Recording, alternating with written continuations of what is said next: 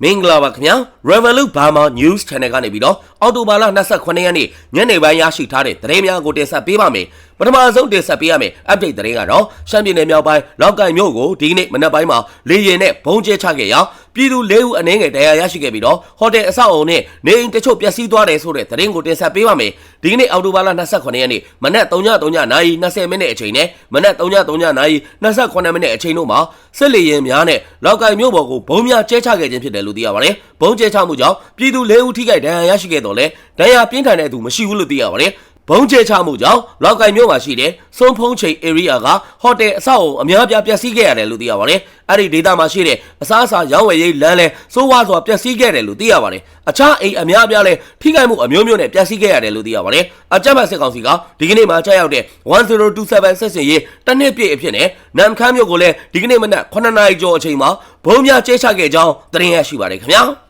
နောက်ထပ်တင်ဆက်ပေးရမယ့်တိုက်ပွဲသတင်းကတော့ပဲခူးတိုင်းဂျိုးပင်ကောင်းမြို့နယ်မှာအကြမ်းဖက်စစ်တပ်စစ်ကြောင်းကိုမိုင်းဆွဲပစ်ခတ်တိုက်ခိုက်ရာစစ်ကောင်စီတပ်သား12ဦးသေဆုံးခဲ့တယ်ဆိုတဲ့သတင်းကိုတင်ဆက်ပေးပါမယ်။အော်တိုဘာလ25ရက်နေ့မနက်9နာရီခန့်မှာဂျိုးပင်ကောင်းမြို့နယ်ကွင်းချောင်းကျေးရွာဘက်ကနေတက်လာတဲ့ AR 100ခန့်ပါတဲ့အကြမ်းဖက်စစ်တပ်စစ်ကြောင်းကိုဥယျာဉ်ကြီးကျေးရွာထိပ်မှာတာယာဝတီခရိုင်တရင်383ညနဲ့တက်ခွဲ6 Black Dragon GBK PDF တပ်ဖွဲ့ကစောက်ကြုံမိုင်းဆွဲတိုက်ခိုက်ရာစစ်သား6ဦးပွဲချင်းပြီးသေဆုံးခဲ့တယ်လို့သိရပါတယ်။မိုင်းဆွဲတိုက်ခိုက်ခံရပြီးတဲ့နောက်ခြေဦး100ကိုထွက်ပြေးနေတဲ့အကြမ်းဖက်စစ်ကောင်စီတပ်သားများကိုတော်လိုင်းတပ်ဖွဲ့များက40မမဘုံသီးများနဲ့ဆက်လက်ပစ်ခတ်တိုက်ခိုက်ရာအကြမ်းဖက်စစ်တပ်ဘက်က9ဦးထပ်မံသေဆုံးခဲ့ပြီးတော့လက်နက်ကြီးလက်နက်ငယ်များနဲ့အပြန်အလှန်ပစ်ခတ်မှုတနအီခက်ဖြစ်ပွားခဲ့တယ်လို့သိရပါတယ်။အခုလိုမျိုးတိုက်ခိုက်ခံရပြီးတဲ့နောက်အဲ့ဒီနေ့မွန်လွယ်ပိုင်းမှာအကြမ်းဖက်စစ်ကောင်စီတပ်သားများကရုံးချောင်းရွာကိုဝင်ရောက်စီးနင်းပြီးပြည်သူတအုပ်ကိုဖမ်းဆီးတပ်ဖြတ်ခဲ့တယ်လို့သိရပါတယ်။အော်တိုဘာလ26ရက်နေ့မှာစစ်ကောင်စီတပ်သားများကဥယျာဉ်ကြီးရွာကိုဝင်ရောက်စီးနင်းပြီးစိတ်ဝေဒနာခံစားနေရတဲ့သူတအုပ်အပါအဝင်ပြည်သူ3ဦးကိုဖမ်းဆီးတပ်ဖြတ်ခဲ့ပြီးတော့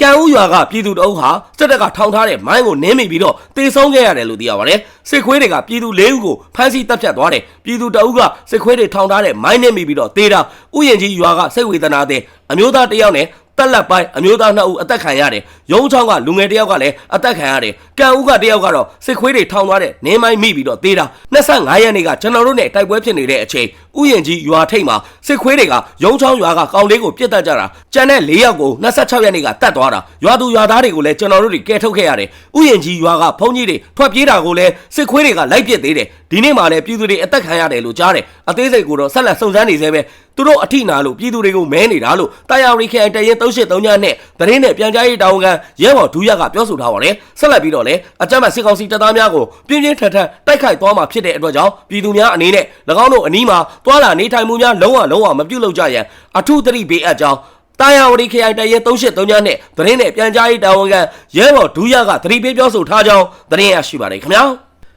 နောက်ထပ်တင်ဆက်ပေးရမယ့်သတင်းကတော့မန္တလေးမြို့ပသိမ်ကြီးမြို့နယ်အတွင်းည7:00နာရီနောက်ပိုင်းအပြင်ထွက်သူအမျိုးသားတချို့ဖမ်းဆီးခံရတဲ့ဖြစ်စဉ်တွေရှိလာတဲ့ဆိုတဲ့သတင်းကိုတင်ဆက်ပေးပါမယ်။ပသိမ်ကြီးမြို့နယ်ကရက်ကွက်ချေးရွာကဒေသခံတွေဖမ်းဆီးခံရတာဖြစ်ပြီးတော့အော်တိုဘာလ24ရက်နေ့ညပိုင်းကတည်းအမျိုးသား2ဦးဖမ်းဆီးခံရတယ်လို့ရွာရှိကြီးရွာမှာနေထိုင်သူတို့ကပြောဆိုထားပါတယ်စစ်အုပ်ချုပ်ရေးအမိန့်ထုတ်ထားတာကြောင့်ညပိုင်းအပြင်မထွက်ဖို့ပသိမ်ကြီးမြို့နယ်စစ်ကောင်စီရက်ကျဲအုပ်ချုပ်ရေးအဖွဲ့တွေကလိုက်လံသတင်းဖြန့်တာတွေရှိတယ်လို့သိရပါတယ်ညပိုင်းအပြင်ထွက်လို့ဖမ်းခံရတဲ့သူတွေကိုစစ်တပ်ထဲမယ်ဆိုတဲ့သတင်းတွေလည်းပြန့်နှံ့နေတယ်လို့ဒေသခံတွေကပြောပါတယ်မန္တလေးမြို့ဘေးကပသိမ်ကြီးမြို့နယ်တဲကိုမန္တလေး PDF ကထိုးဖောက်ဝင်ရောက်လာပြီးစစ်ကောင်စီရဲ့တပ်စခန်းတချို့ကိုသိမ်းယူထားတယ်လို့သိရပါတယ်ပသိမ်ကြီးဟာမန္တလေးမြို့နယ်မိုင်20ခန့်သာကွာဝေးတာကြောင့်တိုက်ပွဲတွေနီးကပ်လာတဲ့အချိန်မှာပသိမ်ကြီးမြို့ပေါ်နဲ့မန္တလေးမြို့ပေါ်မှာစစ်ကောင်စီတပ်တွေကလုံခြုံရေးတွေတင်းကျပ်ထားတာဖြစ်ကြောင်းသတင်းရရှိပါတယ်ခင်ဗျာ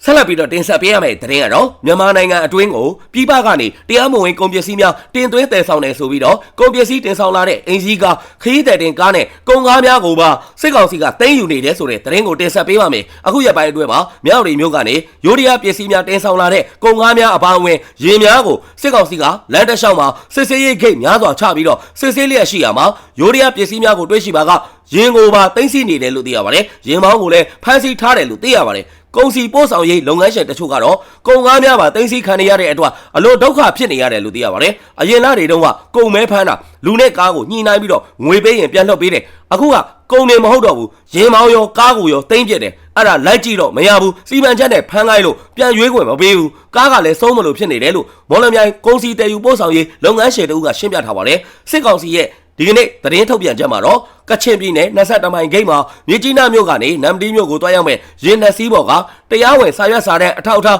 တင်ပြနိုင်ခြင်းမရှိတဲ့လုပ်ငန်းသုံးပစ္စည်းတစ်မျိုးကိုဖမ်းဆီးရရှိခဲ့ပြီးတော့အဲ့ဒီပစ္စည်းများကိုတင်ဆောင်လာတဲ့ Nissan Arivan နဲ့ Hi-X Minibus ကားနှစ်စီးတို့ကိုသိမ်းယူလိုက်တယ်လို့သိရပါတယ်။အလားတူပဲကရင်ပြည်နယ်ထီလုံဖန်အလန်းမှာရှိတဲ့ခမရ200နဲ့စစ်စေးရိတ်ဂိတ်မှာပြည်ပကနေကုန်ပစ္စည်းများတင်ဆောင်လာတဲ့ Toyota Probox ကားနှစ်စီး Mitsubishi Canter Truck ကားတစ်စီး Fordland Dam Truck ကားတစ်စီး U-Turn Bus ကားတစ်စီးတို့ကိုဖမ်းဆီးသိမ်းဆည်းခဲ့တယ်လို့သိရပါတယ်။မန္တလေးတိုင်း16မိုင်ကြောက်ချောစစ်စေးရိတ်စခန်းမှာပြည်ပတွင်းကုန်များတင်ဆောင်လာတဲ့စက်မှုစုံထုတ်မြန်မာစတေးရှင်းဝဂွန်ကားတစ်စီးကိုလည်းသိမ်းဆည်းလိုက်ကြောင်းသတင်းထုတ်ပြန်ထားပါတယ်။ဒါပေမဲ့ကုန်ကားသိမ်းခံရတဲ့လုပ်ငန်းရှင်တချို့ကဂိတ်တာဝန်ကျတဲ့စစ်တပ်နဲ့ဆက်သွယ်ကြည့်တဲ့အခါမှာကားတန်ဖိုးရဲ့80%ကိုငွေပေးပြီးရွေးယူမှသာပြန်လည်ထုတ်ပေးမှဖြစ်တယ်လို့သိရပါတယ်။မော်လမြိုင်ကကားသိမ်းခံရတဲ့လုပ်ငန်းရှင်တချို့ကားတန်ဖိုးရဲ့80%ကိုပေးပြီးတော့ထုတ်ယူနိုင်မှုများလည်းရှိကြောင်းသိရှိရပါတယ်။ဒါပေမဲ့ကုန်ကားသိမ်းခံရတဲ့လုပ်ငန်းရှင်တချို့ကဂိတ်တာဝန်ကျတဲ့စစ်တပ်နဲ့ဆက်သွယ်ကြည့်တဲ့အခါမှာကားတန်ဖိုးရဲ့80%ကိုငွေပေးပြီးရွေးယူမှသာပြန်လည်ထုတ်ပေးမှဖြစ်တယ်လို့သိရပါတယ်။မော်လမြိုင်ကကားသိမ်းခံရတဲ့လုပ်ငန်းရှင်တချို့ကတော့ကားတန်ဖိုးရဲ့80%ကိုပေးပြီးတော့ထုတ်ယူနိုင်မှုများလည်းရှိကြောင်းသိရပါတယ်။သိမ်းသွားတဲ့တပ်တာဝန်ရှိသူတွေနဲ့ဆက်သွယ်ကြည့်တော့ကားတန်ဖိုးရဲ့80%ကိုပေးရင်ကားပြန်ပေးမယ်။ဘာလို့လဲဆိုတော့အစားထိုးကားတစ်စီးထည့်ပေးရမှာမဟုတ်လို့ပြောတယ်။80%ဆိုတော့ကားတိတ်မကောင်းရင်မရွေးတော့ဘူး။တချို့ကတော့ကားကကောင်းနေသေးတော့ရွေးကြတဲ့သူတွေရှိတယ်လို့အဲ့ဒီကုန်စီလုပ်ငန်းရှင်ကရှင်းပြထားပါတယ်။အော်တိုဘာလ9ရက်နေ့မှာနေပြည်တော်မှာပြုလုပ်ခဲ့တဲ့တရားမဝင်ကုန်သွယ်မှုတိုက်ဖျက်ရေးဦးဆောင်ကော်မတီအစည်းအဝေး4/2024မှာအကြံဖတ်ဒုစစ်ခေါင်းဆောင်စိုးဝင်းကလက်နက်ကိုင်အဖွဲ့အစည်းများကိုတပ်ဆိုးရှည်စေတဲ့တရားမဝင်ကုန်သွယ်မှုကြီးထွားနေခြင်းကို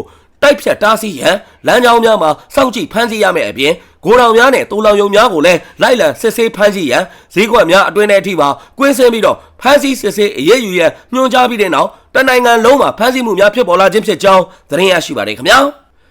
နောက်ထပ်တင်ဆက်ပေးရမယ့်သတင်းကတော့စကိုင်းတိုင်းဘူးတယ်လေမြို့နယ်အတွင်းအကြမ်းဖက်စစ်တပ်ကဒုတိယအကြိမ်စစ်ကြောင်းထိုးနေပြီးစစ်ကောင်စီတပ်သားများဟာပဲပြစ်တော့အနောက်ရွာကိုဝင်းရောက်ဖျက်ဆီးနေတယ်ဆိုတဲ့သတင်းကိုတင်ဆက်ပေးပါမယ်ဒီကနေ့အောက်တိုဘာလ29ရက်နေ့မနက်ပိုင်းကစတင်ပြီးတော့အနောက်မြောက်တိုင်းစစ်ဌာနချုပ်ကထွက်လာတဲ့အကြမ်းဖက်စစ်တပ်စစ်ကြောင်းဟာဘူးတယ်လေမြို့နယ်မြောက်ချမ်းကိုအင်အား150ကျော်နဲ့ထပ်မံစစ်ကြောင်းထိုးနေခြင်းဖြစ်ပြီးတော့ပဲပြစ်တော့အနောက်ရွာမှာဝင်းရောက်တပ်ဆွဲပြီးတော့ပြည်သူပိုင်းနေအိမ်များကိုမှွေနောက်ဖျက်ဆီးလျက်ရှိတယ်လို့သိရပါတယ်အဲ့ဒီအကြမ်းဖက်စစ်တပ်စစ်ကြောင်းဟာအောက်တိုဘာလ12ရက်နေ့ကနေ23ရက်နေ့အထိဘူးတလင်မြို့နယ်အနောက်ချမ်းကိုစစ်ကြောင်းထုတ်ခဲ့ပြီးတဲ့နောက်အင်အားထပ်မံဖြည့်တင်းနေပြီးဒုတိယအကြိမ်ဝင်ရောက်လာခြင်းဖြစ်တယ်လို့သိရပါတယ်ဒီတစ်ခါစစ်ကြောင်းကအရင်တစ်ခါထက်အင်အားများတယ်150လောက်ပါမယ်ထင်တယ်အခုနောက်ဆုံးသိရတာကပဲပြစ်တော့အနောက်ရွာကိုဝင်မွေနေတယ်လို့ဒေသခံပြည်သူတို့ကပြောဆိုထားပါတယ်အဲ့ဒီစစ်ကြောင်းဟာဘူးတလင်မြို့နယ်အတွင်းပထမအကြိမ်စစ်ကြောင်းထိုးတဲ့အချိန်ကကလေးငယ်များအပါအဝင်အရက်သားပြည်သူ22ဦးကိုရရဆက်ဆက်တပ်ဖြတ်ခဲ့ပြီးတော့ကြေးရွာ9ရွာကျော်ကနေအိမ်400ကျော်ကိုလည်းမိရှုဖျက်ဆီးခဲ့တဲ့စစ်ကြောင်းဖြစ်တယ်လို့သိရပါတယ်လက်ရှိအချိန်မှာဘူးတလင်မြို့နယ်မြောက်ချမ်းမှာရှိတဲ့ကြေးရွာများကပြည်သူများဟာရွာလုံးကျွတ်ထွက်ပြေးတိမ်းရှောင်နေရပြီးတိမ်းရှောင်နေရတဲ့ရွာအရေးအတွက်နဲ့လူဦးရေစရင်ကိုတော့အတိမပြုတ်နိုင်သေးကြောင်းသတင်းရရှိပါတယ်ခင်ဗျာ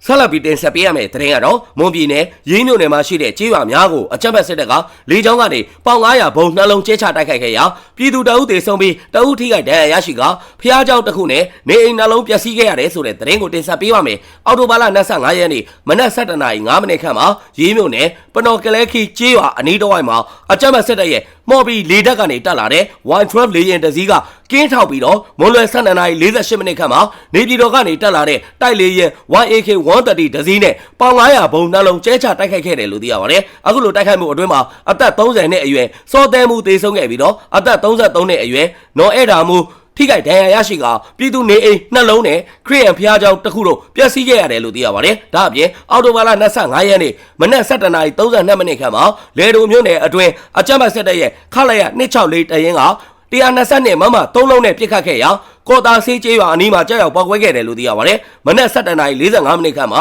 အဲ့ဒီတပ်ရင်းက120မမလက်နက်ကြီး2လုံးထပ်မံပြစ်ခတ်ခဲ့ရာလက်ခံကျေးရွာအတွင်းကိုကြောက်ရောက်ပေါက်ကွဲခဲ့ပြီးတော့ကျေးရွာနေပြည်သူဒေါ်ညွန့်ချီဒဏ်ရာရရှိပြီး၎င်းရဲ့နေအိမ်လည်းပျက်စီးခဲ့ရတယ်လို့သိရပါတယ်။အော်တိုဘာလ26ရက်နေ့မွန်းလွဲ2:34မိနစ်ခန့်မှာအကြမ်းဖက်စစ်ကောင်စီတပ်သားများကကွင်းချောင်းဝမှာနေပြီးတော့120မမလက်နက်ကြီး2လုံးနဲ့ပြစ်ခတ်ခဲ့ရာတောင်ပုကဒိုမှာကြောက်ရောက်ပေါက်ကွဲခဲ့ပြီးဦးစောဦးထိခိုက်ဒဏ်ရာရရှိခဲ့တယ်လို့သိရပါတယ်။အဲ့ဒီအကြမ်းဖက်စစ်ကောင်စီတပ်သားများဟာမွန်းလွဲ3:45မိနစ်ခန့်မှာ120မမလက်နက်ကြီးတစ်လုံးနဲ့ထပ်မံပစ်ခတ်ခဲ့ရာတောကြောင်ပေါက်ကြီးရွာအတွင်းမှာကြောက်ရောက်ပေါက်ကွဲပြီး အသက်28နှစ်အရွယ်မောင်ကိုကိုဦးအသက်20နှစ်အရွယ်နော်အေဂီထူအသက်15နှစ်အရွယ်နော်ဝါကပေါ်နဲ့အသက်50နှစ်အရွယ်နော်ခိုဖလော်ထူတို့ထိခိုက်ဒဏ်ရာရရှိခဲ့တယ်လို့သိရပါတယ်။အော်တိုဘာလ24ရက်နေ့မနက်9:45မိနစ်ခန့်မှာအကြမ်းဖက်စစ်တပ်ရဲ့ခလာရ264တရင်က120မမလက်နက်ကြီး10လုံးနဲ့ပစ်ခတ်ခဲ့ရာကိုတာစီးကြီးရွာအတွင်းကိုကြောက်ရောက်ပောက်ကွဲခဲ့တယ်လို့ KNU ဗဟိုကပြောဆိုထားကြောင်းသတင်းရရှိပါတယ်ခင်ဗျာ။အခုလိုမျိုးမြန်မာတနိုင်ငံလုံးမှာဖြစ်ပွားနေတဲ့စီးရေးသတင်းနိုင်ငံရေးသတင်းများကိုအချိန်ပေးပြီးတော့နားဆင်ပေးတဲ့အတွက် Revolut Burma News Channel ကနေပြီးတော့အထူးပဲကျေးဇူးတင်ရှိပါတယ်ခင်ဗျာ။